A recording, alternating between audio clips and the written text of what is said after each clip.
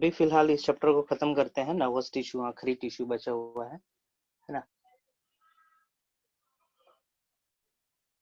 इसको डील करते हैं, उसके बाद देखते हैं, ठीक ना। सो नर्वस टिश्यू इस तरीके का बहुत बड़ा बहुत सारे सेल्स को मिला के एक टिश्यू सिस्टम बनता है, उसको हम लोग नर्वस टिश्यू कहेंगे, है ना। This is head portion, this is tail portion, है ना। इम्पल्स इधर से इस तरफ जाता है, हेड से टेल की तरफ जाएगा। It is one way only, fine, one way होता है, ठीक है। अब देखते हैं, डिटेल पढ़ लेते हैं इसके बारे में। A tissue which is specialized to transmit message in our body is nervous tissue, है ना। मैसेज भेजने का काम करता है, इम्पल्स सेंड करने का काम करता है। ब्रेन, स्पाइनल कॉर्ड, नर्व्स सारे में नर्वस टिश्यू भरा हुआ है ना। न्यूरॉन्स और nerve cells is the unit of nerve tissue. ये this is the unit of nerve cell, okay, और nervous tissue, okay. The neuron is cell is the unit of nervous system, या brain बोल सकते हैं, spinal cord बोल सकते हैं, है ना। इसके दो पार्ट्स है। एक नर्व सेल के पास दो पार्ट्स होंगे, ठीक है, साइटोन और cell body and the cell processes, fine.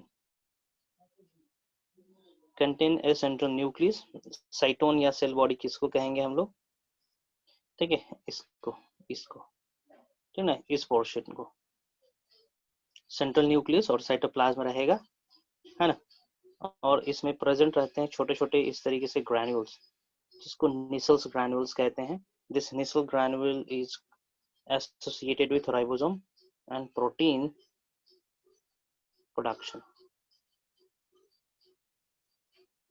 Important question आता है, निसल्स ग्रैन्यूल एक्चुअली में है क्या ना। दे आर राइबोसोम्स बॉडी, है ना। They are mainly mean for protein production और प्रोटीन सिंथेसिस।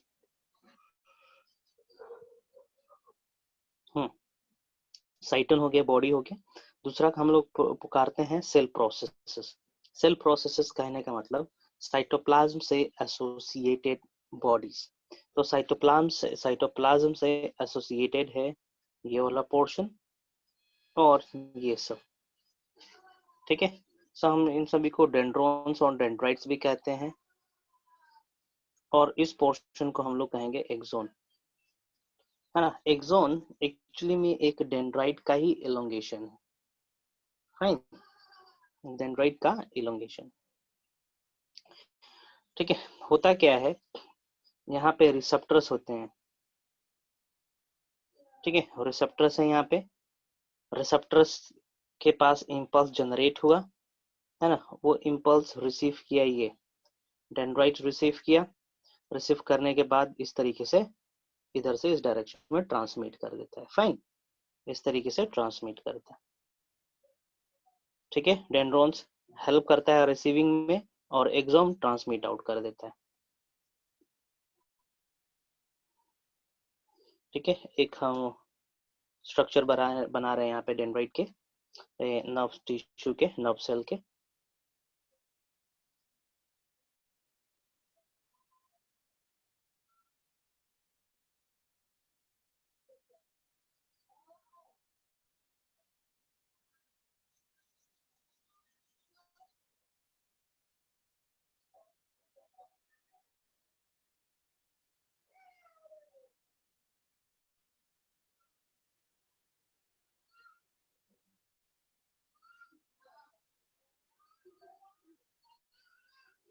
ठीक है, इस तरीके से,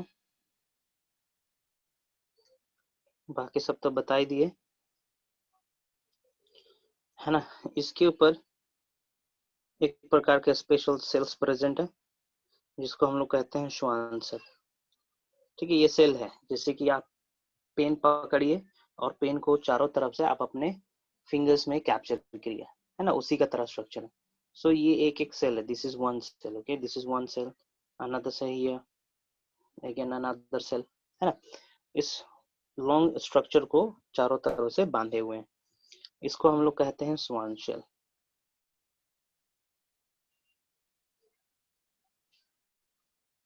ठीक है, स्वान सेल कहेंगे। स्वान सेल एक्चुअली में एक प्रकार का लेयर सिक्रेट करते हैं, that is called myelin sheath.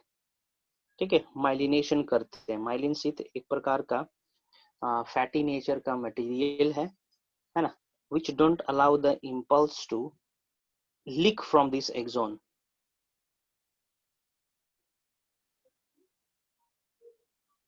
ठीक है, माइलिन शीथ स्वान सेल ही बनाता है ना। ओके, इस एरिया में इसको हम लोग कहते हैं सिनेप्टिक नोब, सिनेप्टिक नोब कहेंगे, है ना। सिनेप्टिक नोब के पास माइलिनेशन नहीं है, श्वान सेल्स नहीं है ना, दे आर फ्री। इसके पास छोटे छोटे वेसाइकल्स प्रेजेंट रहते हैं, छोटे छोटे वेसाइकल्स होते हैं, और इन वेसाइकल्स का काम होता है कि न्यूरोट्रांसमीटर को यहाँ से रिलीज आउट कर दे, यहाँ से रिलीज आउट कर दे। और यहाँ पर प्रेजेंट रहते हैं अलग प्रकार के दूसरे न्यूरॉन्स के डेंड्रोन, है ना। तो यहाँ से न्यूरोट्रांसमीटर बाहर निकलते हैं, और वो न्यूरोट्रांसमीटर ओके इम्पल्स के फॉर्म में दूसरे डेंड्राइट के अंदर मैसेज जनरेट करते हैं। फाइन, ये कंप्लीट स्ट्रक्चर हुआ। श्वान सेल प्रोटेक्टिव नेचर के होते हैं। श्वान सेल माइलिन शीथ बनाते हैं जो कि एक्सोन के ऊपर प्रेजेंट रहता है। माइलिनेशन के चलते इम्पल्स की लीकेज नहीं होती है। सिनेप्टिक नोब या नर्व एंड भी कहते हैं इसको, इसको नर्व एंड भी कहेंगे, है ना। नर्व एंड के पास कोई माइलिनेशन नहीं होता है, नोब लाइक स्ट्रक्चर रहता है ना। ठीक है, यहाँ से इसके अंदर छोटे छोटे वेसाइकल्स होते हैं जिसके पास न्यूरोट्रांसमीटर्स होते हैं। तो न्यूरोट्रांसमीटर्स एक प्रकार के सिग्नल रखे हुए हैं अपने पास, वो सिग्नल को दूसरे सेल में ले जाके ट्रांसफर कर देते हैं। फाइन, चलिए ये खत्म होता है यहीं पे।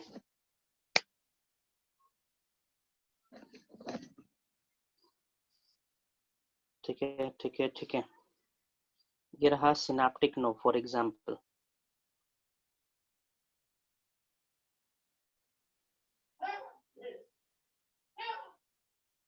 है ना, यहाँ से एक नया डेंड्राइट का स्टार्टिंग होता है। This is dendrite of another neuron. यहाँ पे एक गैप होता है, इसको कहा जाता है सिनेप्टिक क्लेफ्ट और सिनेप्टिक गैप। सिनेप्टिक गैप या साइनैप्स भी कहते हैं। ठीक है, साइनैप्स भी कहते हैं इसको। फाइन, चलिए, this is the longest cell of human, है ना। एंड टू एंड कनेक्टेड होता है, ये एंड टू एंड कनेक्टेड होता है इस तरीके से, है ना। चलिए, ये खत्म हुआ, ये चैप्टर खत्म हो रहा है यहीं पे। अब आप क्या बोल रहे हैं, हम आप लोग को why do we fall in पढ़ा दें, हिमांगी? सर हम लोग का तो वो चैप्टर है सर, बाकी लोग से पूछ लीजिए। बाकी लोग का क्या है जी? डाइवर्सिटी क्या हो, नहीं पढ़ाई हो रहा है आपके स्कूल में? ये क्या बोल रहे हैं, डाइवर्सिटी हटा दिया गया है? Yes sir. बहुत अच्छा।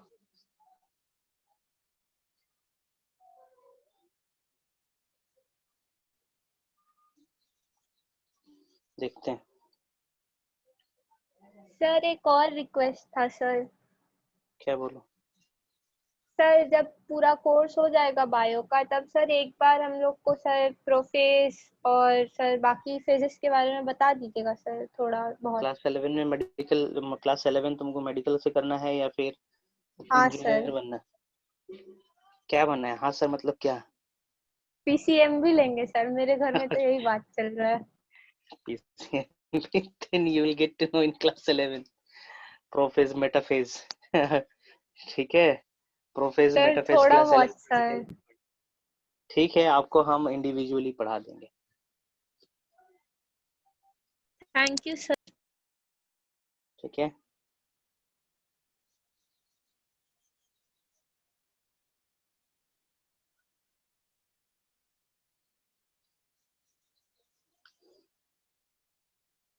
तब तक ये देखें आप लोग, ये नोट्स, ये ऑब्जेक्टिव देखें, इसको देखें जरा तब तक।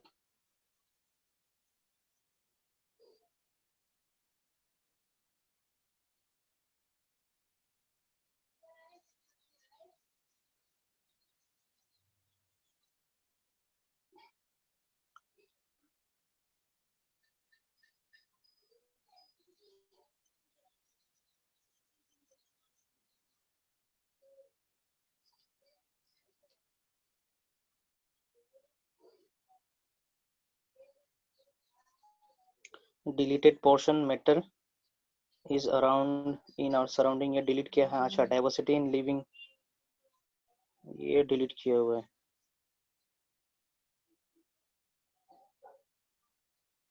Deleted portion, diversity of plant and animal, basic issue in scientific naming, basis of classification, hierarchy, category, major group of plant, Helophyta. Hello Ravi sir, हाँ बोलिए विशाल सर। कौन सा बुकलेट भेज दूं आपको? Why do we fall ill भेजिए। Diversity वाला तो लगता है सीबीएसई ने हटा दिया है, अभी मैं देख रहा हूँ। Why do we fall in भेजना? हाँ, why do we fall ill वाला भेज दीजिए जरा, ठीक है, शेयर कर दीजिए गूगल ड्राइव पे, भेज भी दीजिए और शेयर भी कर दीजिए। ठीक। अच्छा, improvement in food product resources भी हटा दिया, तो पढ़ेंगे क्या फिर? सर नॉलेज के लिए तो जरूरी है सर, कोर्स हो जाएगा तो पढ़ा दीजिएगा ना sir please. Improvement in food हटा दिया, साउंड हटा दिया, फ्लोटेशन हटा दिया, डाइवर्सिटी हटा दिया, मैटर इन और सराउंडिंग हटा दिया, बायोलॉजी का जो टॉपिक हटा दिया, एग्रीकल्चर तो नहीं हटाना चाहिए था, है ना। अब की बार सीबीएसई ने, ठीक है, मास लेवल पे, पता नहीं सीबीएसई है बिहार ने, बिहार में एग्रीकल्चर की पढ़ाई शुरू हो गई 11th में भी मास लेवल पे। पहले इक्का दुक्का स्कूल ही पढ़ाता था लोग क्लास 11 12 पे एग्रीकल्चर, अब तो लार्ज अमाउंट में एग्रीकल्चर स्टार्ट करा है। इसको नहीं हटाना चाहिए था, डाइवर्सिटी को हटा दिया, ठीक है। Anyway, so will start. Why do you fall ill, ठीक है, हिमांगी बताएगी why do you fall ill. Sir कमजोर इम्यूनिटी। कमजोर इम्यूनिटी के चलते, यस सर, और सर और मल्टीपल रीजन। जैसे कि sir epidemic. Epidemic, endemic, pandemic. हाँ सर। ओके, सो चलिए why do we fall ill start करना है। आप लोग को थोड़ा सा इंट्रोडक्शन दे रहा हूँ, इंट्रोडक्शन हम इधर ही दे देते हैं, ठीक है। इस चैप्टर में हम लोग पढ़ेंगे health,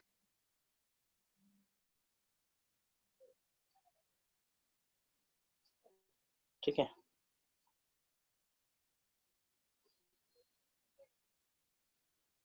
health, who can define health, who can define health? Health is a state of body where the individual is physically, mentally and socially fit, ठीक है, इसको कहते हैं हम लोग health. Fine,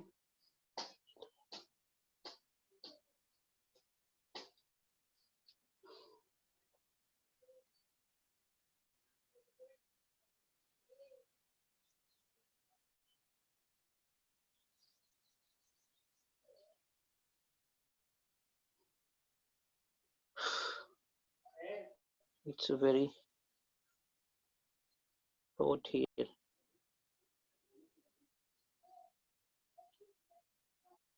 Okay, health, who can define health, ठीक है। Health का मतलब क्या होता है? हेल्थ इज अ स्टेट, ठीक है, it is a condition of a body, condition of a body or individual where the person is physically, mentally, economically, socially fit, ठीक है, उसी को हम लोग हेल्थ कहेंगे, ठीक है, उसी को हम लोग हेल्दी कहेंगे या हेल्थ कहेंगे, ठीक है। उस बंदे के पास अच्छा खासा इकोनॉमिक भी होना चाहिए, पैसे वगैरह होना चाहिए, है ना, सोशल भी होना चाहिए, सोसाइटी में उसका नाम होना, फिजिकली फिट होना चाहिए, चलता फिरता रहे, ये नहीं कि व्हीलचेयर पे बैठा रहे, मेंटल सही हो, दिमागी हालत सही हो, है ना, तब जाके कहेंगे वन पर्सन इज फिट और हेल्दी, है ना। एक बंदे के पास एक कंडीशन है, ठीक ना, उसके पास कोई बीमारी नहीं है, लेकिन पैसे नहीं उसके पास, है ना, सोसाइटी में उसका नाम नहीं है, फाइन, तो उसको हम लोग कहेंगे that individual is free from disease, उसको हेल्दी नहीं पुकारेंगे हम लोग, सिंपली बोलेंगे that individual is free from any disease. Okay, if a person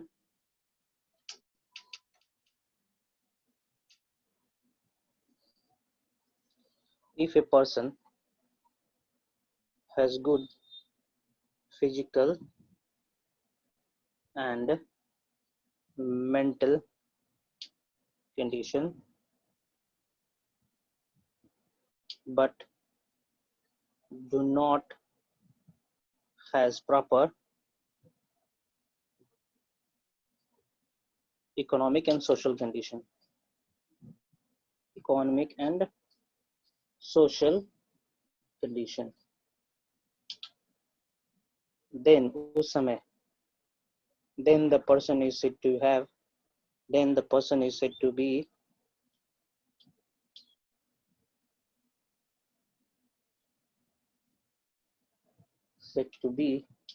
free from disease, free from disease but not healthy, ठीक है, but not healthy, ठीक है, healthy नहीं कहेंगे, बस इतना ही कहेंगे, फ्री फ्रॉम डिजीज है, फाइन, ठीक है, ठीक है, ठीक है, चलिए। सो अनहेल्दी होने का कंडीशन क्या होता है? अनहेल्दी होने का कंडीशन क्या होता है? disease stricken, disease sir free, physically mentally socially unstable हो, जो मतलब नहीं हो जिसके पास। अच्छा, very good, very good,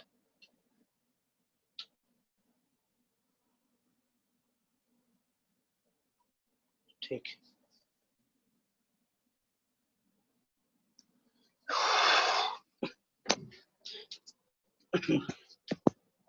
it's very hot out in my village.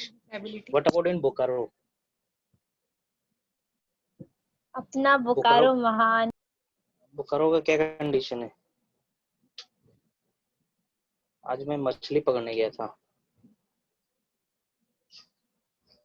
नदी में, ठीक है, चलिए। हाँ, WHO के अनुसार क्या होता है हेल्थ का डेफिनेशन?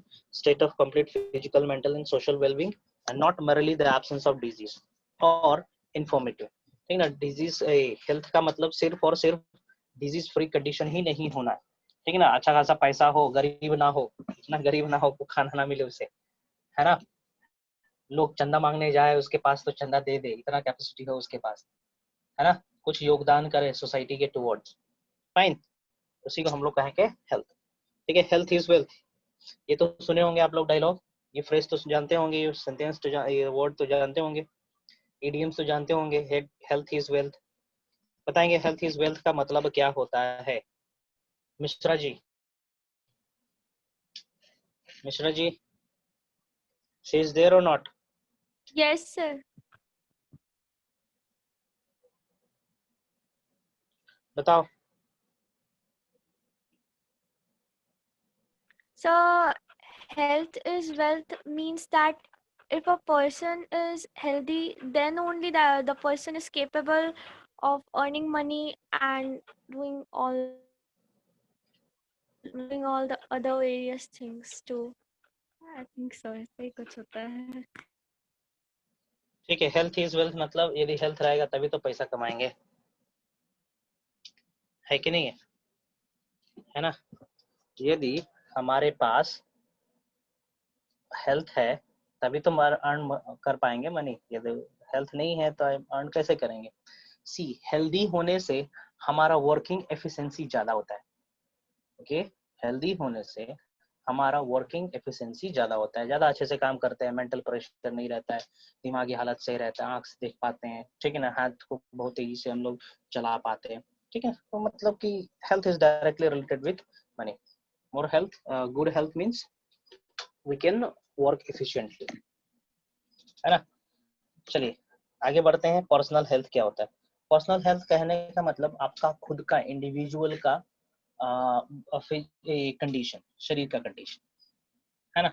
आप स्वस्थ है कि नहीं है, बीमार तो नहीं है, खांसी सर्दी तो नहीं है, ठीक ना। आप फिजिकली आपका बॉडी सही है कि नहीं है, इफिशिएंटली काम कर पा रहे हो कि नहीं, डाइजेशन हो रहा है कि नहीं, है ना। ये होता है पर्सनल हेल्थ। कम्युनिटी हेल्थ कहने का मतलब होता है, ठीक है, आसपास के लोग कैसे हैं आपके,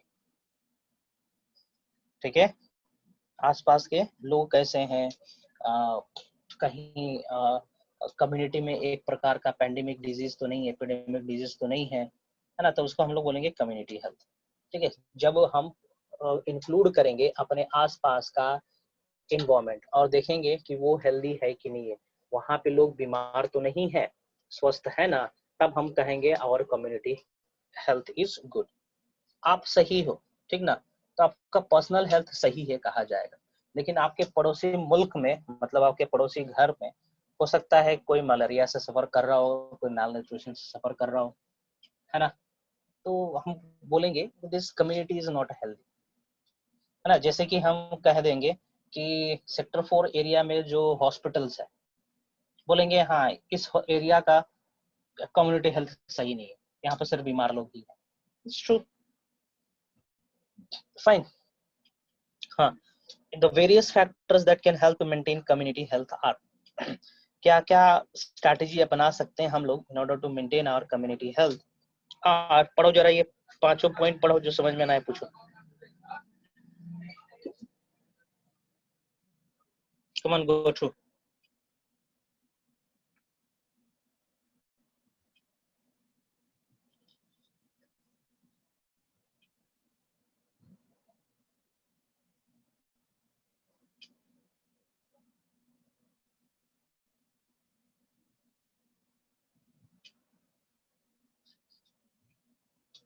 पढ़ो।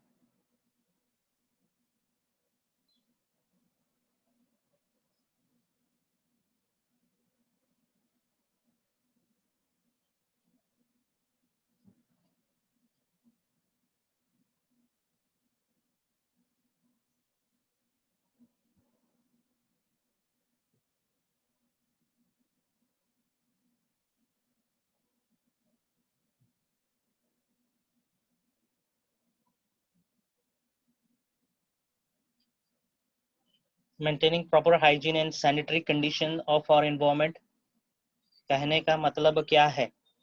प्रॉपर हाइजीन और सैनिटरी, ठीक है, जो गंदा पानी निकलता है अपने घरों से तो उसका प्रॉपर डिस्पोजल होना चाहिए। Providing good social economic condition, social economic condition कहने का मतलब लोगों के पास रोजगार हो, है ना, लोगों के पास टाइम हो कि वो टाइम अपने फैमिली के साथ इन्वेस्ट कर सके, फेस्टिवल्स में इन्वेस्ट कर सके। ऐसा नहीं कि 24 आवर्स, मतलब 24 आवर्स तो नहीं, सातों दिन काम करे जा रहे हैं, एक दिन भी छुट्टी नहीं है, फेस्टिवल्स के दिन भी लोग काम कर रहे हैं, नहीं, ऐसा नहीं होना, है ना। सोशल इकोनॉमिक कंडीशन अच्छा होना। नेक्स्ट नेक्स्ट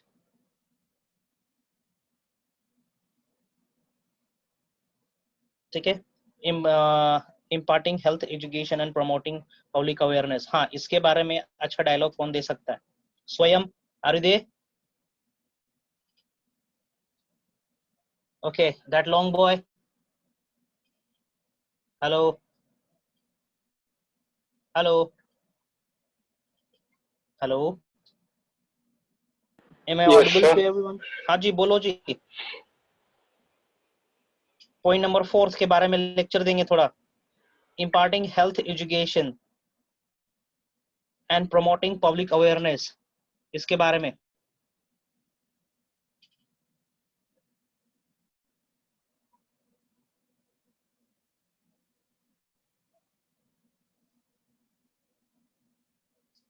सर ऐसे प्रोग्राम्स को लॉन्च करना जिससे आदमियों के बीच में जागरूकता फैलाई जाए, उनके वेरी बीच गुड, में very impart good, their knowledge related to diseases and their consequences so that they can take care of themselves in a better manner। Fine fine. अच्छा, डीडी नेशनल कभी देखे हो आप लोग? Sir, what? Doordarshan, Doordarshan, yes sir. Yes sir.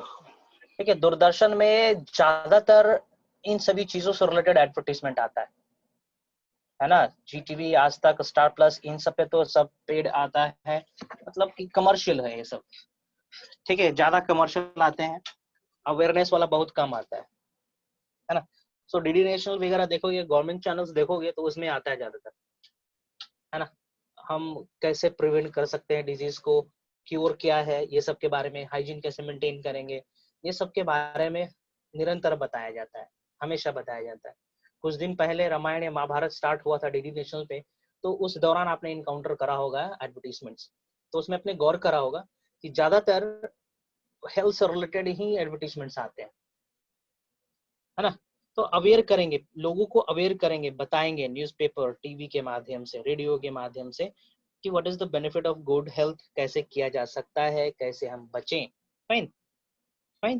Providing proper facilities for preventing disease, है ना। Providing proper facilities कहने का मतलब होगा कि मान के चलो कोई को सर्दी खांसी हो गया इनिशियल स्टेज में, है ना, गया हॉस्पिटल में, गया दवा ले लिया, तुरंत ठीक हो गया। नहीं लेंगे तो धीरे धीरे बीमारी बढ़ता जाएगा, हो सकता है कोई बड़ा बीमारी का भी रूप ले ले, है ना। प्रॉपर रेस्ट होना चाहिए। फाइन। सो हमारे पास स्ट्रैटेजी होना चाहिए कि कैसे हम डिजीज को प्रिवेंट कर सके। Fine. Basic condition for good health, ठीक है। क्या क्या स्ट्रैटेजी हम अपना सकते हैं ताकि हमारा शरीर स्वस्थ रहे, हमारा बॉडी फंक्शनल रहे, है ना। क्या क्या है देखेंगे, जरा पढ़ेंगे, सब सही है, सब इम्पोर्टेंट है, सब इम्पोर्टेंट है, सब पढ़ेंगे जरा एक एक करके। कोई डाउट है किसी को तो पूछेंगे।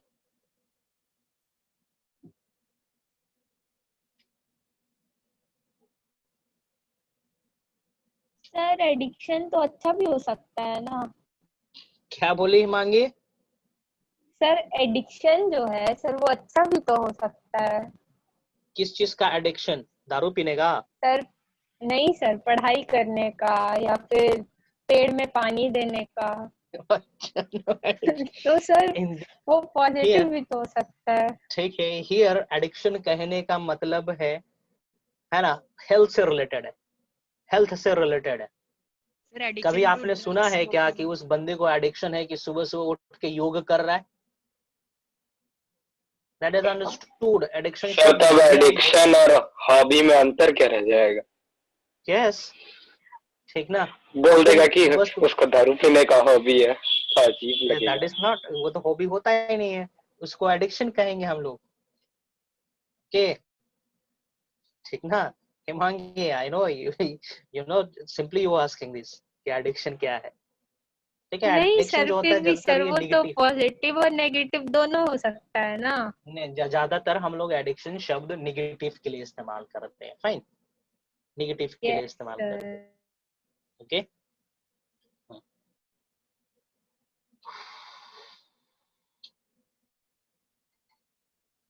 चलिए आगे बढ़ते हैं। और कुछ good economic condition, exercise and relaxation. कौन कौन एक्सरसाइज करता है तुम लोग में से? How many of you use to do yoga early in the morning? How many of you? Sir हम आंखों का एक्सरसाइज करते हैं फोन चला के। अच्छा, बताओ सबको जरा कैसे किया जाता है वो। सर एक जगह आंख रखने से सर कंसंट्रेशन बढ़ता है ना, तो बस। No, you that without mobile also you can do. Just put a dot on your wall, है ना। आप जिस तरफ से मुंडी करके सोते हो उसके अगेंस्ट में, मतलब आंख के सामने एक डॉट क्रिएट करो, ठीक ना। वो डॉट आपको दिखना चाहिए, है ना, और उस डॉट पे आप कंसंट्रेट करके रखो, ठीक है। हाँ सानिध्य बोलो, आपका आंख का एक्सरसाइज हो जाएगा। सानिध्य टेल मी, आंख से पानी निकलेगा लेकिन। कुछ नहीं सर, हम वो बोल रहे थे योगा आप वाला जो कर रहे थे। अच्छा, you very good, very good, very good, very good. दो लोग हाथ उठा रहे योग करने के लिए। लक्ष्य also, very good, very good, ठीक है। फाइन फाइन फाइन, आगे बढ़ते हैं। क्लीन एयर, आंख वाला सर रख लेते हैं। तुम्हारे लिए जरूरी है, तुम्हारे लिए जरूरी है आंख वाला। मोमबत्ती रख लेते हैं। कैसे? मोमबत्ती जलाकर और देखते हैं। मोमबत्ती को देख तो हाँ सर, बहुत सारा है ना, बहुत सारा है, बहुत सारा स्ट्रैटेजी है, बहुत सारा तरीका है ना। चलिए आगे बढ़ते हैं। ओके यहाँ पे कुछ डिफरेंसेस दिया गया है। Difference between disease free and healthy condition. Disease free का मतलब क्या होगा? One who is not suffering from any disease और डीअरेंजमेंट ऑफ फंक्शनिंग ऑफ बॉडी, ठीक ना। बंदा किसी डिजीज से सफर नहीं कर रहा, उसका पूरा ऑर्गन काम कर रहा, पूरा बॉडी काम कर रहा है, ठीक ना, उसको डिजीज फ्री कंडीशन कहेंगे। ये एक इंडिविजुअल को दर्शाने के लिए है। ए डिजीज फ्री इंडिविजुअल में हैव गुड हेल्थ और पुअर हेल्थ। ये सही है ना, गुड हेल्थ हो सकता है, नहीं भी हो सकता है, डिपेंड करता है कि उसके पास पैसे है कि नहीं, रुतबा है कि नहीं है, लोग उसको पूछते हैं कि नहीं, है ना। नाना पाटेकर का तरह नहीं है ना, सिर्फ अकेले रहता है पागल की तरह, उसको हेल्दी नहीं कहेंगे, ठीक है। नाना पाटेकर फिल्म के रिस्पेक्ट में बोल रहा है, ठीक है ना, पर्सनल लाइफ में नहीं। Healthy is a state of physical, mental, social wellbeing, ठीक है। It refers not only to individual but also social and community. Fine, a healthy individual is one who is able to perform normal under given situation. ठीक है, कोई खास नहीं है, कोई इसमें रॉकेट साइंस नहीं है, अंडरस्टूड है। हटाई हटाई हटाई। हाँ, साइन एंड सिम्टम्स में डिफरेंस बता रहे हैं। ओके, नटशेल में बताते हैं। जैसे कि आपका हेडेक हो रहा है, ठीक है, you are suffering from headache, तो वो हेडेक आप डॉक्टर को बताओगे तब डॉक्टर को पता चलेगा कि हाँ ये पेशेंट को सर दर्द हो रहा है। डॉक्टर आपको देख के ये नहीं पता लगा सकता कि आपका सर दुख रहा है ना। तो जो कंडीशन दिखता नहीं है, पेशेंट को बताना पड़ता है डॉक्टर को, तो उस चीज को हम लोग कहेंगे सिम्टम्स। साइन का मतलब है वो चीजें जो डॉक्टर देख पाएगा, है ना, अपने आंखों से देख सकता है, उसको कहेंगे सिम्टम्स। जैसे कि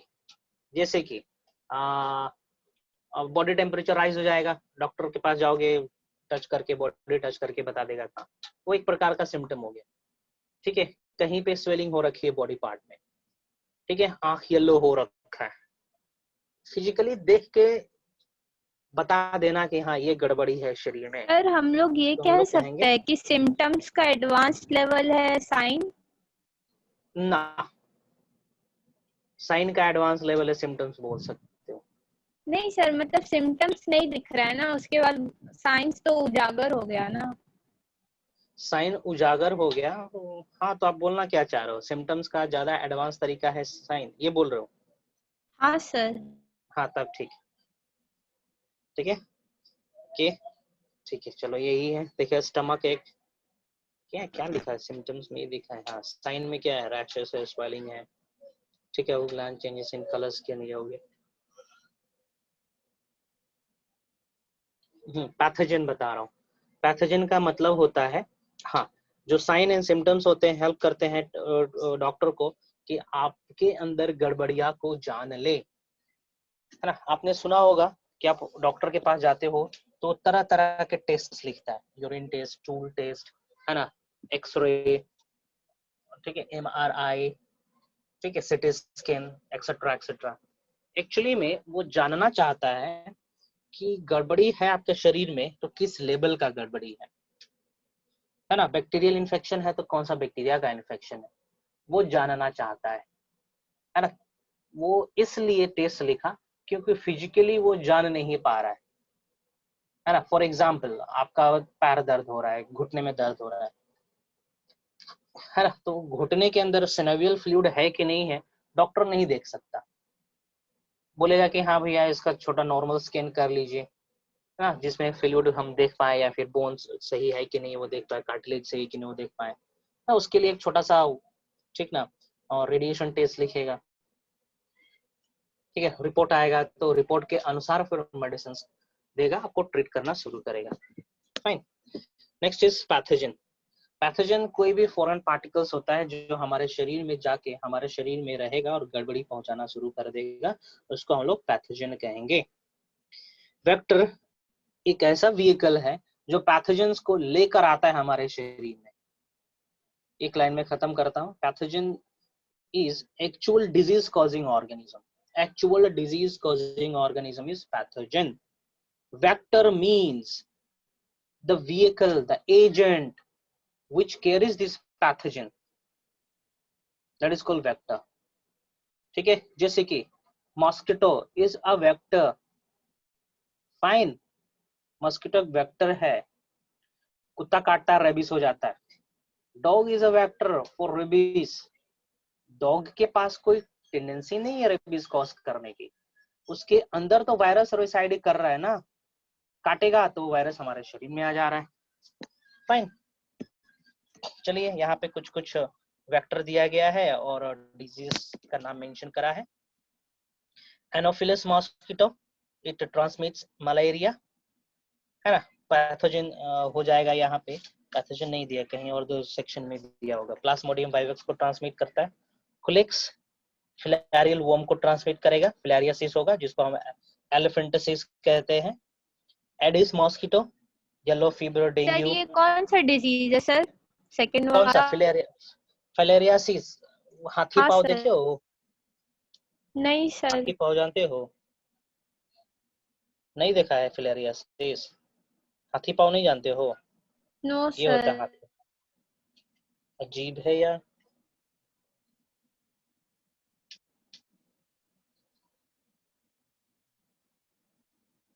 ठीक है, फिलेरियासिस में क्या होता है, एक पार्टिकुलर ऑर्गन, ठीक ना, मोटा हो जाता है. ये you know this?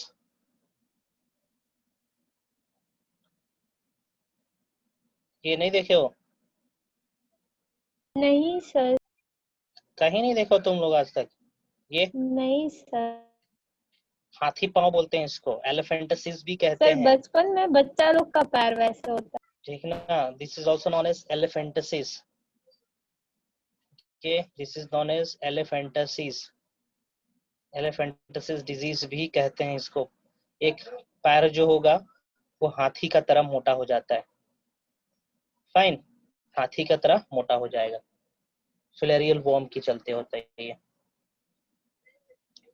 Now flies के चलते होता है डिजीज, वो मेंशन कर रहा हूं मैं यहाँ पे.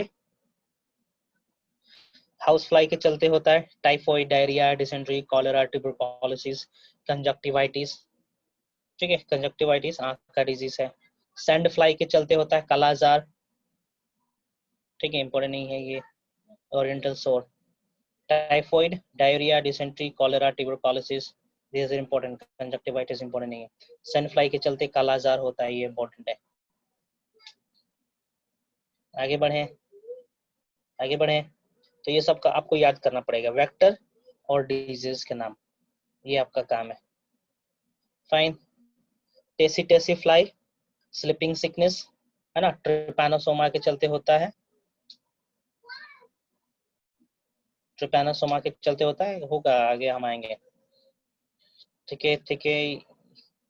This is not so important, इसको हटाओ, इम्पोर्टेंट नहीं है. हाँ, रेड फ्ली, रेड फ्ली, ठीक है, फ्लाई है. ओके, बिबोनिक प्लाग कॉज करता है. ठीक है, बिबोनिक प्लाग डिजीज है.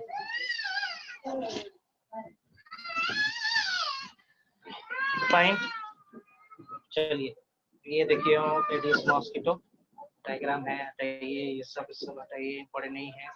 एक चीज यहाँ पे इम्पोर्टेंट है, ये father of immunology Edward Jenner को कहा जाता है. Fine. Hippocrates father of medicine. Father of surgery किसको कहा जाएगा? श्रुता को. और चरक को क्या कहा जाएगा?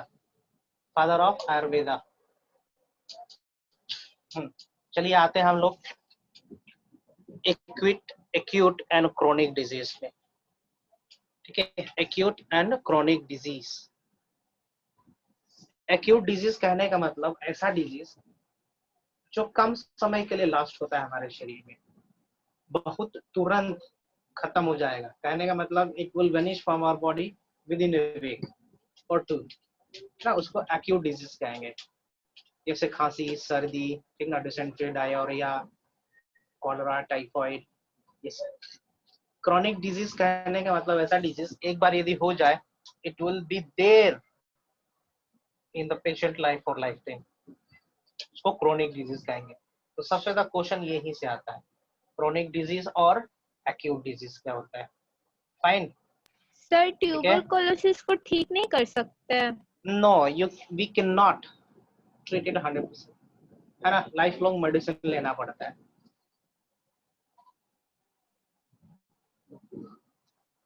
एक बार बैक्टीरिया इंटर कर जाए, ठीक है, साल्मोनेला टाइफी सॉरी क्या है, टीबी है ना, ट्यूबरकुलोसिस है ना, एक बार पैथोजन एंटर कर गया शरीर में, then it is quite difficult to get rid of it. चलिए आगे कुछ देखते हैं हम लोग। Health and its causes. Human health is affected by various factors. Causes, factor, cause or source. These factors can be affected intrinsic or extrinsic factor. ठीक है, हमारा शरीर खराब हो सकता है एक्सट्रिंसिक फैक्टर के चलते और इंट्रिंसिक फैक्टर के चलते। देखते हैं क्या होता है, देखते हैं क्या होता है। एक्सटर्नल और extrinsic factor, factor outside the body, है ना, इनसाइड द बॉडी के चलते भी हम बीमार पड़ सकते हैं। जैसे कि हमारा शरीर में इंसुलिन बनाने वाला सेल डैमेज हो गया, इंसुलिन बनाने वाला टिश्यू डैमेज हो गया, इंसुलिन नहीं बन रहा है, हम डायबिटीज से सफर करना शुरू कर दिया। फाइन, तो ये हुआ इंट्रिंसिक फैक्टर के चलते बीमार होना, है ना, शरीर के अंदर कुछ गड़बड़ी हुई और हम बीमार पड़ गए। एक्सट्रिंसिक फैक्टर बाहरी प्रभाव के चलते, एनवायरमेंटल कंडीशन खराब था, है ना, जिसके चलते हम बीमार पड़ गए, खांसी सर्दी होने लगता, बरसात के समय में देखे होंगे। फाइन, कुछ कुछ बैक्टीरियल डिजीज है यहाँ पे हम बता रहे हैं। चलो कुछ चीज और बता दें। Disease, congenital disease and acquired disease. Disease की यहाँ पे क्लासिफिकेशन करी गई है ना, congenital disease and acquired disease. Anybody is there जो बता पाएगा congenital disease का मतलब? सर जो जीन्स में आता है सर, जैसे अगर मेरे पेरेंट्स को है तो मेरे को भी हो ही जाएगा। हाँ, disease which is there right from birth, which is genetic disorder right from birth, FROM birth, जन्म से ही है, उसको हम लोग कहेंगे congenital disease। ठीक ना, skin pigmentation, okay, sickle cell anemia, color blindness, है ना, पोलियो को हम लोग नहीं रख सकते। डायबिटीज ना, डायबिटीज को भी अब रखा जा रहा है ना, धीरे धीरे सब ये कॉन्जेनाइटल होते जा रहा है। सर बट डायबिटीज में भी तो एक चेन होता है ना सर, मतलब अगर किसी को है तो फिर उसके बच्चे को, फिर उसके बच्चे को, तो सर वैसे भी तो एक चेन। ऐसा नहीं है, अभी तक तो ऑफिशियल नोटिफिकेशन नहीं आया है कि डायबिटीज को हम लोग कॉन्जेनाइटल में रखें, हेरिडिटरी डिजीज में रखें या ना रखें, है ना। Down syndrome, tri syndrome, Klinefelter syndrome, Turner syndrome, Patau syndromes, है ना, ये सब कॉन्जेनाइटल डिजीजेस है। ओके, एक्वायर्ड डिजीज कहने का मतलब जन्म ले लेने के बाद डिजीज होने लगा, उसको कहते हैं हम लोग acquired disease. Acquired disease can be categorized into communicable or contagious, ठीक है, और infectious disease and non-communicable और non-infectious disease। ठीक है, communicable कहने का मतलब यदि हिमांगी में है, हिमांगी के आसपास कोई है तो उसको भी लग जाएगा। फॉर एग्जांपल, हिमांगी के बगल में मिश्रा जी रहे, हिमांगी को बीमार हो गया, ठीक है, XYZ डिजीज करके, यदि वो XY डिजीज मिश्रा जी को भी लग जाएगा तो हम उस डिजीज को बोलेंगे ये कम्युनिकेबल डिजीज है। ठीक है, आपने ऑब्जर्व करा होगा, ठीक है, स्कूल जा रहे हैं रेनी सीजन में, मानसून में, है ना, एक बच्चा आया, ठीक ना, उसको सर्दी खांसी था, असेंबली में गया, साथ में शाम को क्लास खत्म होते होते 2-3 बच्चे छींकना शुरू कर दिए। अगले दिन क्लास में 3-4 बच्चे को खांसी सर्दी हो गया, जुकाम हो गया। तो ये कम्युनिकेबल डिजीज है, कम्युनिकेट करता है, एक पर्सन से दूसरे पर्सन में फैलता है, इसको कम्युनिकेबल कहेंगे। नॉन कम्युनिकेबल कहने का मतलब स्प्रेड नहीं होगा, है ना, एक अनहेल्दी पर्सन से हेल्दी पर्सन में नहीं जा पाएगा इजीली, उसको हम लोग कहेंगे non communicable. Sir cancer non communicable होगा ना? हाँ, cancer is non communicable. Okay, bacteria यहाँ पे डाइजेस्ट डिजेनरेटिव, हाँ कुछ कुछ कम्युनिकेबल डिजीज नहीं दिया हुआ है डिजेनरेटिव में। हाँ, कम्युनिकेबल डिजीज का एग्जांपल दिया हुआ है यहाँ पे, देखते हैं हम। नॉन कम्युनिकेबल का यहाँ पे एग्जांपल दिया हुआ है। कम्युनिकेबल डिजीज होते हैं बैक्टीरिया के चलते, can caused by bacteria, virus, fungi, protozoa, helminth, इन सभी के चलते कम्युनिकेबल डिजीज होगा। नॉन कम्युनिकेबल डिजीज कोई यहाँ पे वेक्टर वगैरह नहीं होगा, एक ही बंदे के अंदर होगा, ठीक है ना, जैसे कि कैंसर, एलर्जी, डिफिशिएंसी डिसऑर्डर, है ना, मेटाबॉलिक डिसऑर्डर्स, ये सब हो जाएंगे नॉन कम्युनिकेबल, है ना। फॉर एग्जांपल हिमांगी को नॉन कम्युनिकेबल डिजीज है, उसके बगल में मिश्रा जी रह रही हैं, तो मिश्रा जी को ये बीमारी नहीं होगा, है ना, नहीं होगा, उसको हम लोग बोलेंगे non communicable disease. Fine. Communicable disease के लिए जो पैथोजन होंगे वो बहुत सारा हो सकता है, वाइड रेंज का पैथोजन है। दैट पैथोजन में belongs to bacterial group, viral group, fungal, protozoa और हेलमिंथिक। फाइन, सर कनेक्ट किए। कम्युनिकेबल में ये 5th पॉइंट में क्या लिखा है सर, मतलब ये क्या है? जहाँ कहाँ पे? बैक्टीरियल डिजीज के नीचे। हाँ सर, प्रोटोजोआ वाले के नीचे। अरे यही तो मैं बोल रहा हूँ, communicable disease is that disease which transmit from one unhealthy person to healthy person. नहीं सर, जो तो 5th पॉइंट है कम्युनिकेबल ना, डिजीज, रुको, कम्युनिकेबल डिजीज हो सकता है किसके चलते? बैक्टीरिया के चलते, वायरस के चलते, फंजाई, प्रोटोजोन और हेलमिंथिक के चलते हो सकता है, समझी? हाँ तो सर ये 5वां क्या है सर?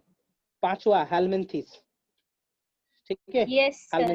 हेलमिंथिस होते हैं, बताएंगे। हेलमिंथिस के अंदर ही आएगा तुम्हारा, एलिफेंटासिस वगैरह करे थे ना हम लोग।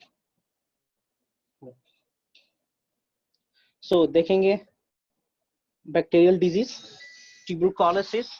ट्यूबरकुलोसिस के लिए पैथोजन क्या है? PATHOGEN, पैथोजन,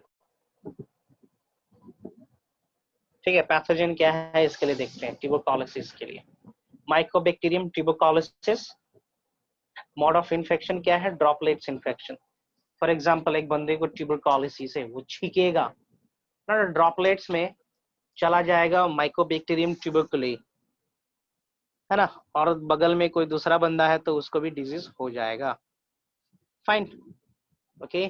क्रॉनिक कफ होगा इसका सिम्टम, जब तक जीवित रहेगा तब तक खांसते रहेगा, वीकनेस होगा, ठीक है। Blood is sputum if he will throw the phlegm, खखार जिसको कहेंगे, उसमें ब्लड प्रेजेंट रहेगा। ब्रीथलेसनेस ना, सांस लेते रहना, दामा टाइप हो जाना। ट्रीटमेंट क्या है?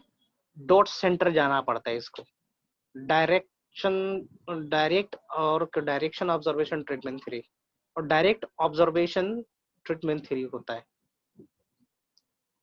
डायरेक्शन भी होता है और डायरेक्ट भी होता है, ठीक है।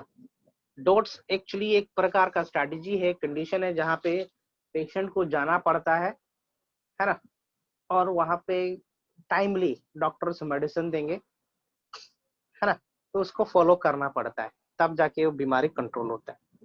वैक्सीन वगैरह अवेलेबल है इसी के लिए, जैसे कि BCG, Bacillus calmette-guerin vaccine is available for the treatment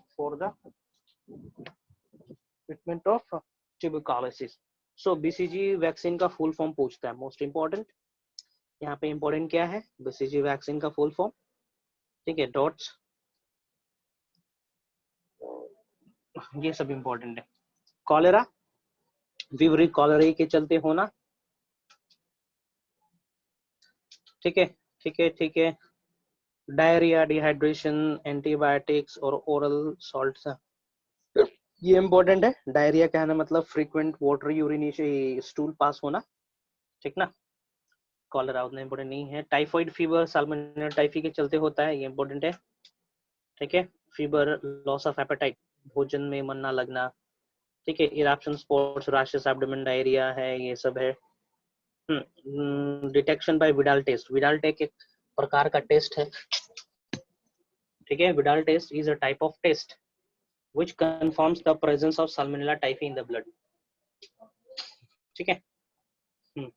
इसके लिए कुछ वैक्सीन है, that is typhoid, paratyphoid, sorry paratyphoid, PHOID, ANP, ये खास उतना इम्पोर्टेंट नहीं है, हटाइए।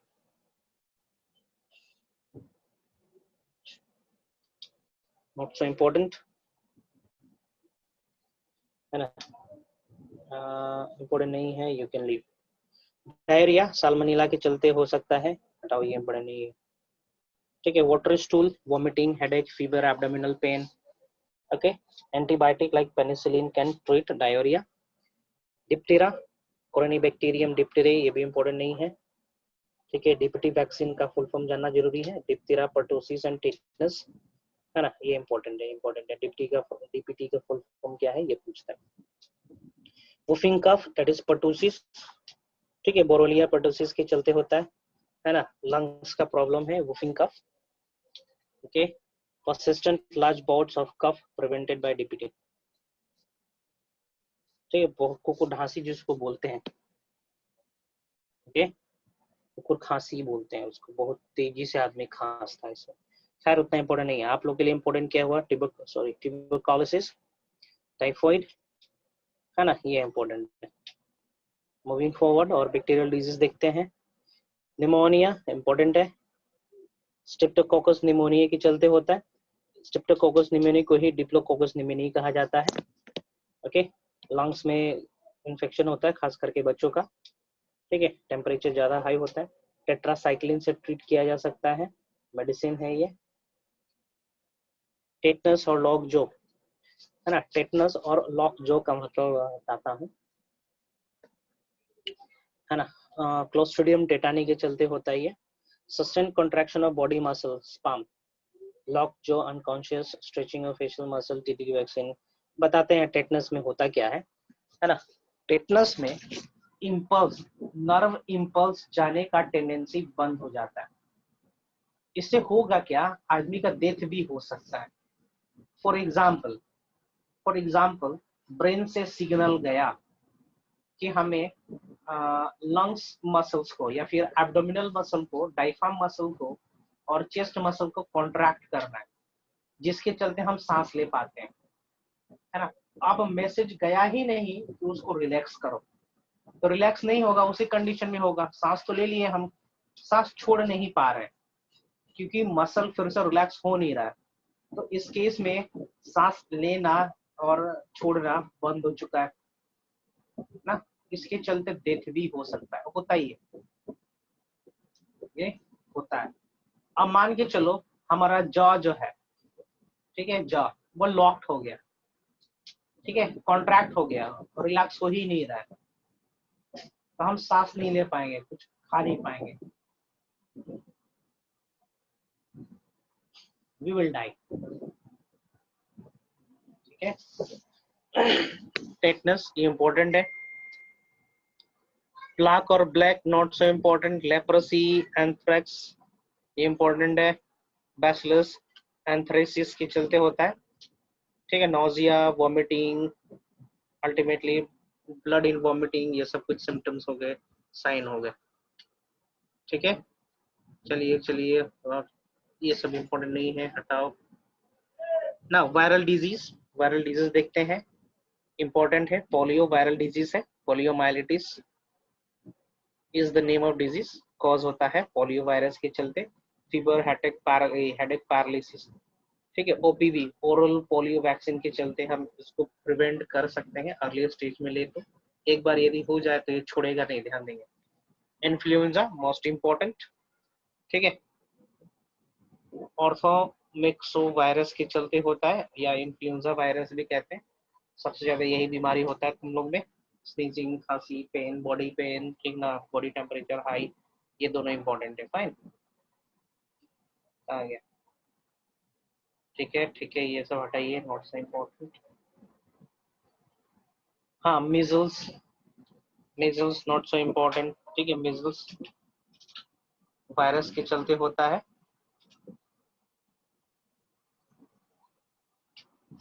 सो वायरस, ठीक ना। High grade fever, white brown patches on the body and blisters, ठीक ना। छोटे छोटे ब्लिस्टर्स क्रिएट होंगे, उसके अंदर पानी भरा हुआ रहता है। That water contain millions of this paramyxovirus. Chicken pox, ठीक है, सबको पता है चिकन पॉक्स, है ना। पॉक्स वायरस के चलते होता है। Rashes on body with fever, ठीक है, और सूल्स डेवलप होते हैं शरीर के ऊपर, फोड़ा जिसको बोलते हैं, ठीक है। तो चिकन पॉक्स भी इम्पोर्टेंट है। मम्स नॉट सो इम्पोर्टेंट, ठीक है। ये हमारे माउथ के नीचे, लोअर जो के नीचे स्वेलिंग होता है। डेंगू मोस्ट इम्पोर्टेंट, ठीक है, आर्बो वायरस के चलते होता है, ठीक है। एडिस एगिपिटी मॉस्किटो इसको ट्रांसमिट करती है, ठीक है। फीवर होता है, मसल पेन होता है, joint haemorrhagic condition in the body, और इसको ट्रीटमेंट के लिए सबसे बेस्ट है गिलोय का पत्ता उबाल के पिलाइए, पपीते का पत्ता उबाल के पिलाइए, सबसे बेस्ट ट्रीटमेंट है। नेक्स्ट इज रेबिस, रैबिडो वायरस के चलते होता है ना। इसके जो वेक्टर्स होते हैं street dogs, cat, wild animals, bats वगैरह होते हैं। सेंट्रल नर्वस सिस्टम को अफेक्ट करता है। हाइड्रोफोबिया होता है, इंपॉर्टेंट है, हाइड्रोफोबिया होना पूछता है, ठीक है ना। पानी से डर लगने लगता है, ठीक है। 100% डेथ ऑकर, ये तो तय है। यदि हम वैक्सीन नहीं लिए, इंजेक्शन नहीं लिए काटने के समय, तो सेटल है, मरना तय है, ठीक है। जितना मैं बताया हूँ उतना ही याद रखोगे, ये इम्पोर्टेंट नहीं है, तो ठीक है। मैडनेस होता है, ये इम्पोर्टेंट है, हो सकते हैं। ये इम्पोर्टेंट है। हाँ जी बोलो। सर रैबिस के कारण क्या क्या होता है? रैबिस के कारण यू में स्टार्ट बिहेविंग लाइक डॉग, ठीक है। मेंटल काम करना बंद हो जाता है, ठीक है। पानी से डर लगने लगता है, हेडेक होता है, सर दुखता है, आंखों में दर्द होने लगता है, बुखार होता है। इंटरनल लॉस क्या क्या होता है? हाँ हाँ, सर इंटरनली क्या क्या हो सकता है? इंटरनली मतलब क्या? इंटरनली मतलब बॉडी के अंदर ऑर्गन अफेक्ट पूछ रहे हो क्या? Yes sir. नहीं, इंटरनल तो कुछ लॉस नहीं होना है,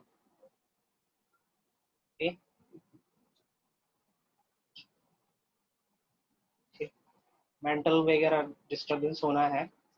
मेंटल डिस्टर्बेंस होगा, कुत्ते की तरह बिहेव करना शुरू कर देते हैं इंडिविजुअल, है ना। पानी से डर लगने लगता है, हेडेक वगैरह होगा, बीमार होता है, ये सब होता है। नेक्स्ट देखते हैं प्रोटोजोन से चलते डिजीज डोज होने वाला, ठीक है। Malaria caused by Plasmodium species, species लिखा है क्योंकि प्लाज्मोडियम 4-5 प्रकार के होते हैं। Plasmodium oval, Plasmodium malariae, Plasmodium vivax, ठीक ना। तीन हो गए। फीवर होता है, चिली फीवर होता है, और इसमें फीवर जो होगा ना रुक रुक के होता है, खत्म हो जाएगा फिर आएगा, खत्म होगा फिर आएगा। रीजन क्या है? That you will get to know in plus 12, ठीक है। यहाँ पे देखिए पीरियोडिक है, ठीक है। क्यूनोन, क्यूनिन इज अ मेडिसिन, है ना, जो चिंचुना प्लांट से ऑब्टेन करा जाता है। क्यूनिन कंज्यूम करने से मलेरिया ठीक होता है,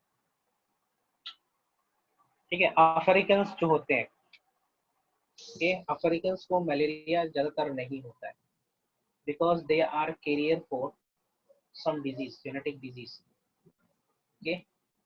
एक प्रकार का डिजीज होता है, जो कैरियर्स होते हैं, जेनेटिक डिसऑर्डर के कैरियर होते हैं, उनमें मलेरिया डिजीज नहीं होता है, ठीक है।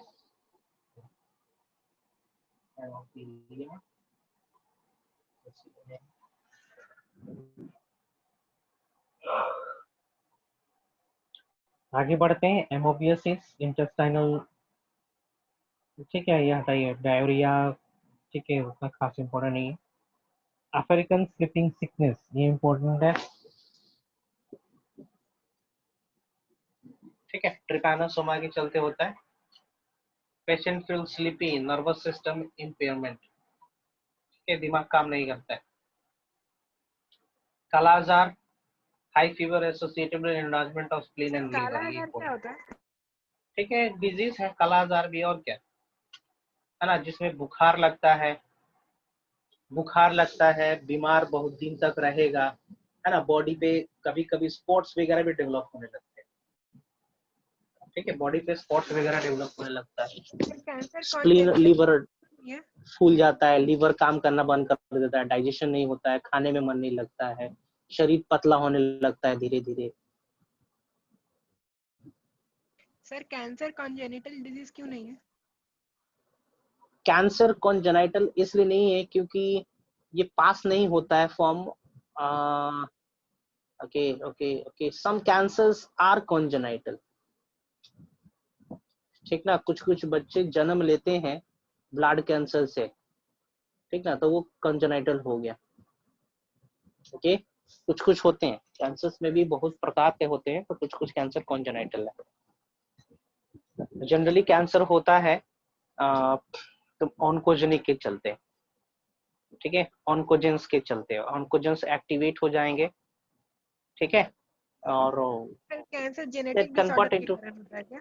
हाँ क्या बोल रहा हूँ? सर कैंसर अगर जेनेटिक डिसऑर्डर के कारण होता है क्या?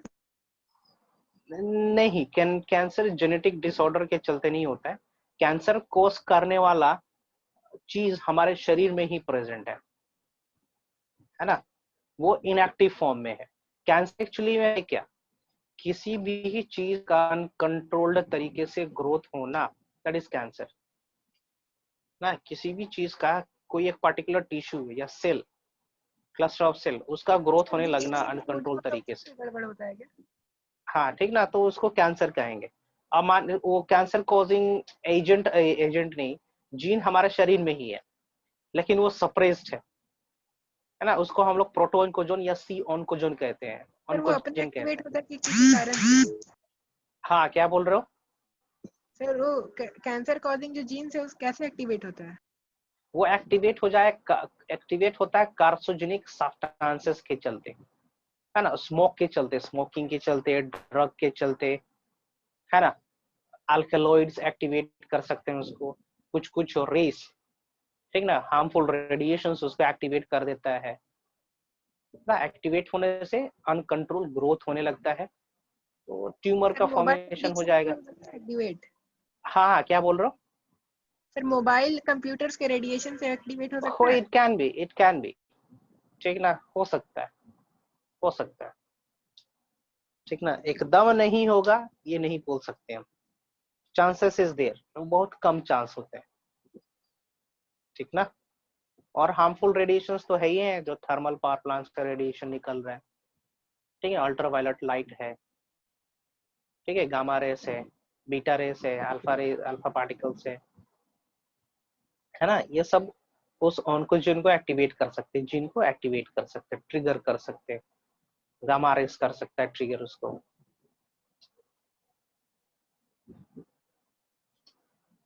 सर कीमोथेरेपी और खत्म कैसे करता है? हाँ,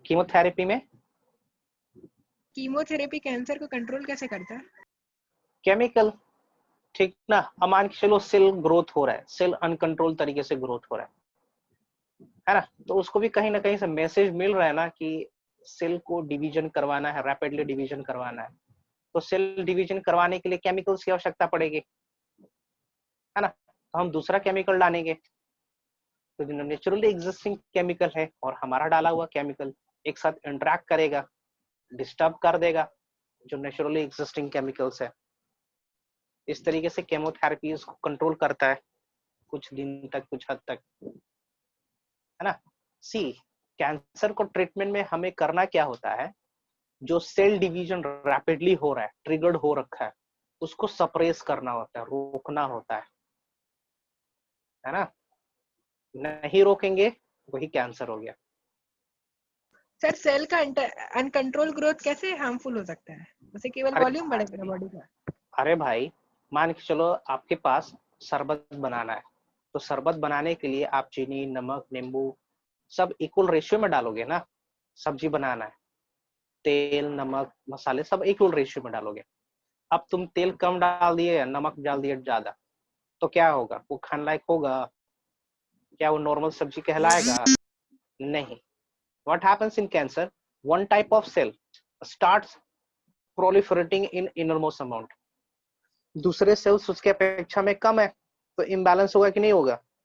ज्यादा एनर्जी तो वहीं चला जाएगा उसी को ग्रोथ करवाने में, उसको स्पेस चाहिए ग्रो करने के लिए, हो सकता है बर्स्ट हो जाए,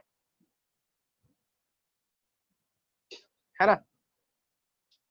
ओके, ग्रोथ हो सकता है, ग्रोथ नहीं भी हो सकता 100%।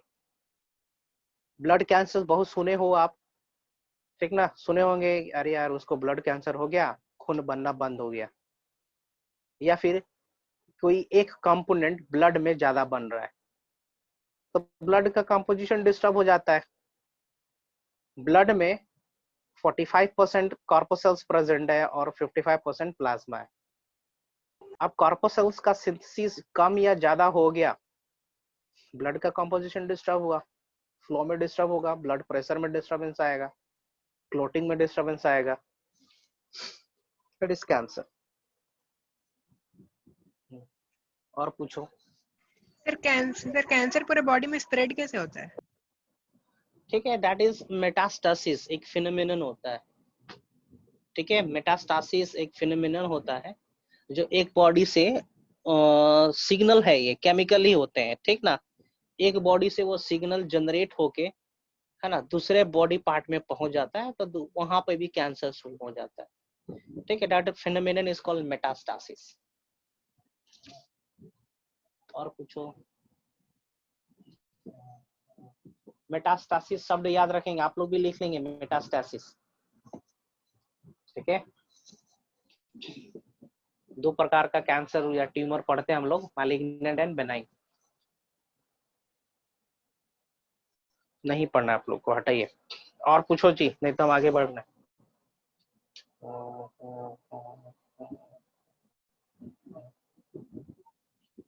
Oh no, the electricity went. Come on, come on, come on. ठीक है, चलो पहुंच गए।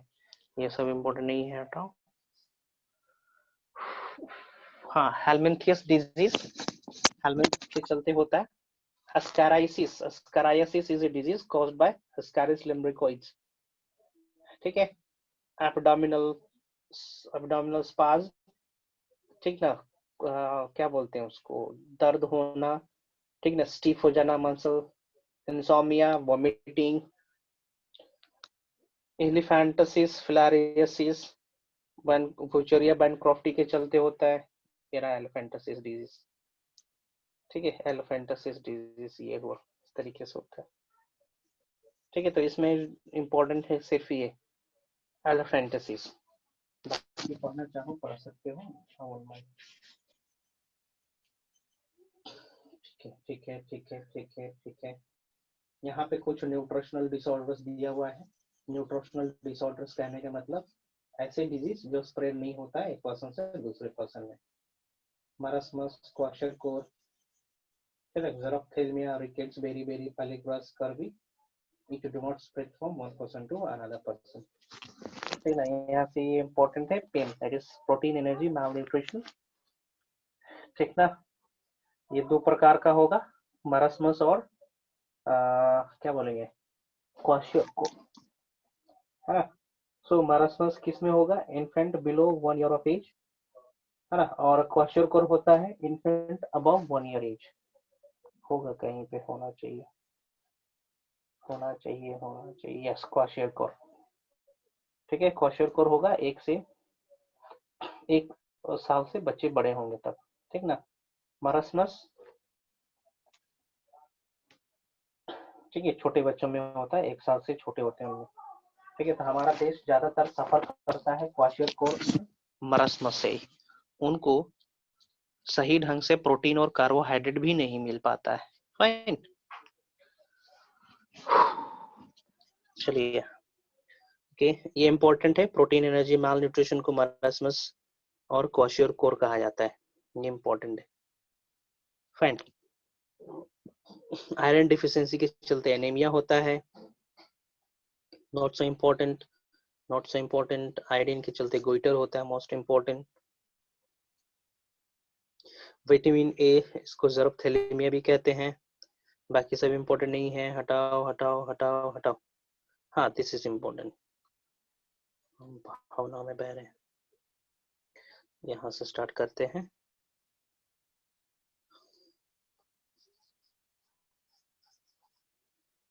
ठीक है, ये इम्पोर्टेंट नहीं है, ये भी नहीं है। This is important. गोइटर होता है, स्वेलिंग हो जाती है हमारे गले में, इसलिए कहा जाता है आयोडीन नमक खाना चाहिए, है ना। This is important. Okay, rickets भी इम्पोर्टेंट है, beri beri, pellagra not so. Scurvy important है, स्कर्वी को सेलर्स डिजीज भी कहा जाता है, क्योंकि ये डिजीज ज्यादातर सेलर्स में होता है, जो जहाज चलाते हैं समुद्र में, है ना। तो आपको क्या याद करना होगा इसमें? याद करना होगा ओके, यहाँ पे याद करना होगा नाइट ब्लाइंडनेस कहाँ गया, हाँ ये वाला। विटामिन ए की कमी के चलते ज़ेरोफ्थेल्मिया होता है, जिसको नाइट ब्लाइंडनेस भी कहते हैं, है ना। धीमा लाइट में देख नहीं पाते हैं। बेरी बेरी डिजीज किसके चलते होता है? विटामिन B1 की कमी के चलते होता है। ठीक है, muscular dystrophy, muscles proper arrange नहीं रहेंगे, है ना। ठीक है, pellagra not so important. Scurvy is important. Bleeding gums, losing falling off teeth, loss of weight, इसको स्कर्वी कहा जाएगा, इम्पोर्टेंट है। आगे बढ़ते हैं। डिजेनरेटिव डिजीज कहने का मतलब होता है ओके, शरीर के सेल्स का अमाउंट या कम ज्यादा होना, ठीक है ना। ठीक है, degeneration, heart attack, liver failure, kidney failure, हटाइए, इतना इंपॉर्टेंट नहीं है। हाइपर सेंसिटिविटी, ठीक है, एलर्जी हाइपर डिजीज है ना। तिल का तार बनाना जिसको बोलते हैं ना, making mole out of mountain या making mountain out of mole ना, सही होता है एलर्जी आप लोग को भी। कुछ नहीं, छोटा सा कोई चीज होगा वो हम उसको झेल नहीं पाते हैं, बीमार पड़ जाते हैं। ठीक है, uncontrol growth of that is cancer, ये थोड़ा इंपॉर्टेंट है, बाकी सब आप ओमिट कर सकते हो, नॉट सो इम्पोर्टेंट। एसटीडीज, ठीक है, सेक्सुअली ट्रांसमिटेड डिजीज, इसमें इंपॉर्टेंट है एड्स। ठीक है, जेनेटल हर्ब्स याद रखेंगे बस, जो सेक्सुअली ट्रांसमिटेड डिजीज है। फाइन, सो एक्वायर्ड इम्यून, ठीक है, genital herpes, gonorrhoea, syphilis, vaginitis, बस नाम याद रखेंगे। पॉजिटिव एजेंट नहीं पूछेगा आप लोग में। हाँ, एड्स इंपॉर्टेंट है। एड्स किसके चलते होगा?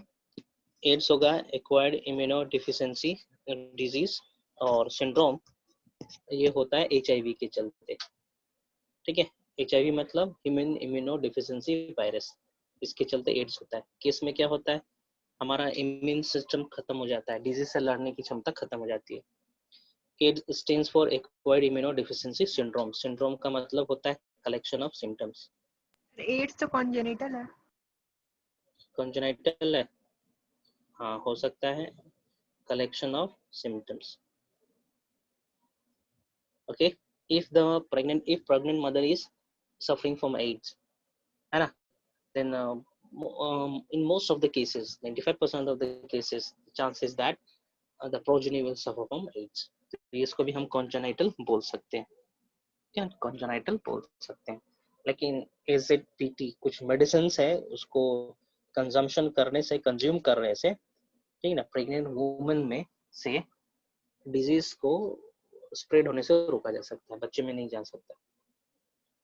ठीक है, मैं यहीं पे स्टॉप कर रहा हूँ आज, अगले दिन हम यहाँ से लेक्चर देंगे। जो जो इम्पोर्टेंट मार्क किए हैं वही सब पढ़ोगे आप लोग। टुडे इज 25 ना,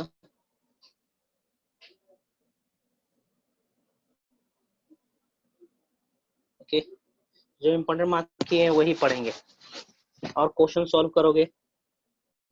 ठीक है, अगले क्लास में जितना पढ़ाए हम फिर से रिपीट करेंगे। ओके, फिर से हम रिपीट करेंगे जितना चीज अभी पढ़ाए हैं। फाइन, कोई क्वेश्चन नहीं है तो हम साइन ऑफ कर रहे हैं। If you guys have any doubt and clear it by now. और पढ़ें इसको, है ना, और बताएंगे अगले क्लास में। मेडिकल एक ही रटना होता है है इसमें, ठीक ना, इसमें रटना है डिजीज का नाम और कॉजेटिव एजेंट, सिम्टम्स आप पढ़ पाओगे तो अच्छी बात है ना, जनरल नॉलेज के पर्पज से भी आप याद कर सकते हो सिम्टम्स, है ना। मेन इम्यूनोलॉजी अभी आया नहीं है ना। मेन इम्यूनोलॉजी इंक्लूड्स हम बीमारी को कैसे ठीक करते हैं, बीमार हो चुके हैं, है ना, वैक्सीनेशन, इम्यूनाइजेशन, क्या क्या स्ट्रैटेजी अपनाया जाता है, क्या क्या तरीका होता है ना, दैट इज मेन पोर्शन। ये सब तो बस याद करने वाला चीज है। कॉन्जेनाइटल, एक्यूट, ये सब थोड़ा समझने वाला था। ओके, एक्वायर्ड डिजीज क्या होता है ये समझने वाला था। और एजेंट ध्यान देंगे, एजेंट, वेक्टर, ठीक है ना, ये सब आपको याद करना पड़ेगा, सिम्टम्स याद करना पड़ेगा, इसलिए हम जल्दी जल्दी खत्म कर दिए, भाग रहे थे।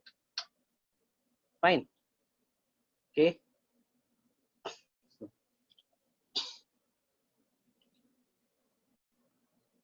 किसी के पास कोई क्वेश्चन है तो पूछ सकता है, otherwise I am signing off. Sir NEET और मेडिकल एक ही होता है क्या? नीट और medical, NEET that is a name of exam, ठीक है, जैसे ओलंपियाड, ओलंपियाड क्या है, एक प्रकार का कॉम्पिटिटिव एग्जाम है ना। तो नीट क्या है, NEET it stands for a competitive exam. उस एग्जाम में क्वालिफाई करने के बाद स्टूडेंट्स को कॉलेज मिलता है और स्टूडेंट्स पर्टिकुलर कॉलेज में एडमिशन लेते हैं और मेडिकल की पढ़ाई करते हैं, डॉक्टरेट करते हैं, ठीक ना, डिजीज को ठीक करने की पढ़ाई करते हैं। Fine, okay, fine. मेडिकल शब्द रिलेटेड है मेडिसिन से, हेल्थ से। NEET that is a exam, नाम है, ओके, HSLC, AIISE एग्जाम है ना ये सब। SSC, स्टाफ सिलेक्शन कमीशन की एक बॉडी है, ठीक है। UPSC क्या है, कमीशन है, एक प्रकार का एग्जाम है, ठीक है। जैसे कि जेई मेंस एडवांस क्या है, एक एग्जाम है। जानना क्या है एक्चुअली में तुम्हें ये बताओ। सर एम्स का एग्जाम और नीट के एग्जाम में कुछ फर्क होता है कि अच्छा, नहीं? एम्स और नीट, एम्स और मेडिकल के बारे में पूछ रहे हो या फिर तुम नीट मेडिकल के बारे में पूछ रहे हो? तो मुझे लगा एम्स और नीट एक ही होता है। ना, you asked what about NEET and medical. See, AIIMS, AIIMS थोड़ा लेवल हाई होता है।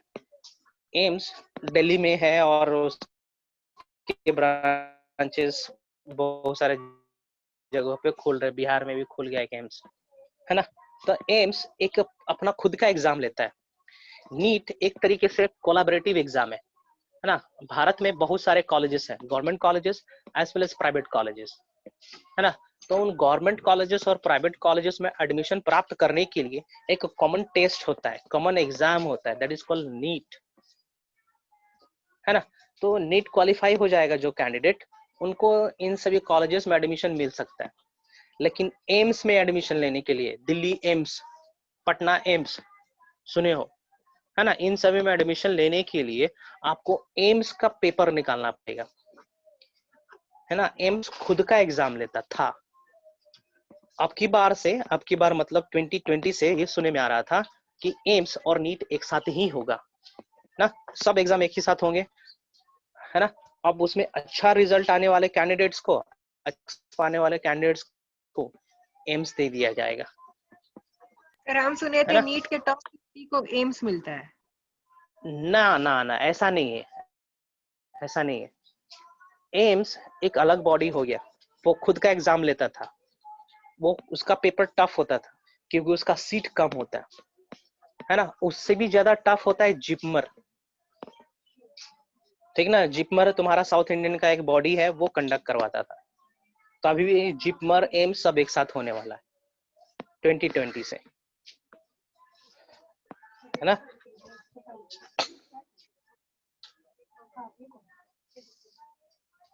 ठीक है, कोई जेई और नीट एक साथ कर सकता है?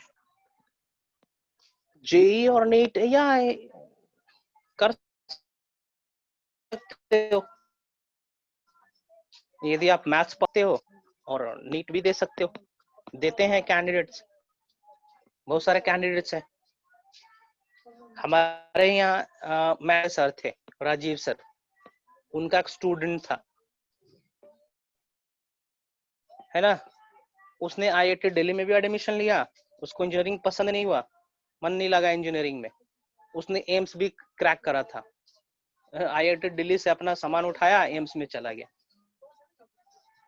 ठीक है, उसने एम्स भी क्लियर करी थी और IIT भी क्लियर करी थी उसने। ठीक ना, जे मेन एडवांस जो होता है जिसके चलते IIT में एडमिशन मिलता है, वो भी क्रैक करा था उसने। सो इसलिए कर सकते हो।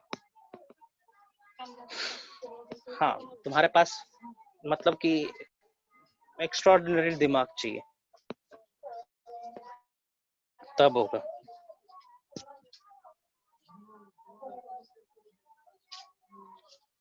ठीक है लक्ष्य, Yes, और sir. कुछ पूछना चाहोगे? सर दिमाग को अगर एक्स्ट्रा ऑर्डिनरी नहीं है तो बनाया जा सकता है? Yes, you can make by practicing. ठीक है, बस एक फॉर्मूला है, प्रैक्टिसिंग। ठीक है, प्रैक्टिस प्रैक्टिस प्रैक्टिस, और कुछ नहीं। ठीक ना, कोई भी इस पृथ्वी पे अभिमन्यु पैदा नहीं हुआ है एक्सेप्ट अभिमन्यु,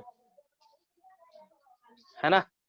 एक अभिमन्यु ही था महाभारत वाला, जिसने ये ज्ञान प्राप्त करके जन्म लिया था कि चक्रव्यूह में एंटर कैसे किया जाता है ना।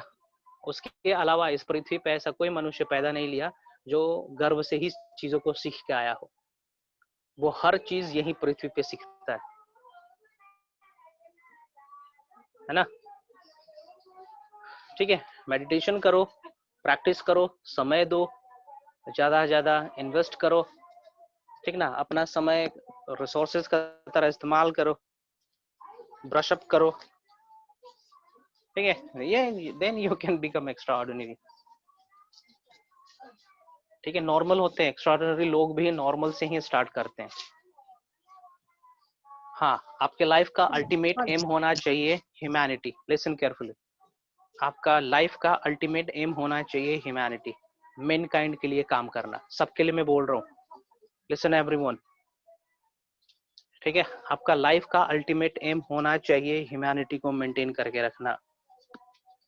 ठीक है ना, इनह्यूमन काम ना करना।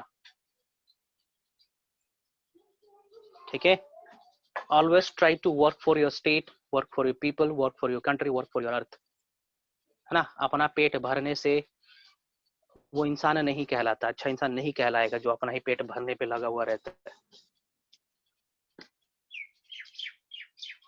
ना। तो नेशन के बारे में भी सोचेंगे, नेशन के लिए काम करेंगे।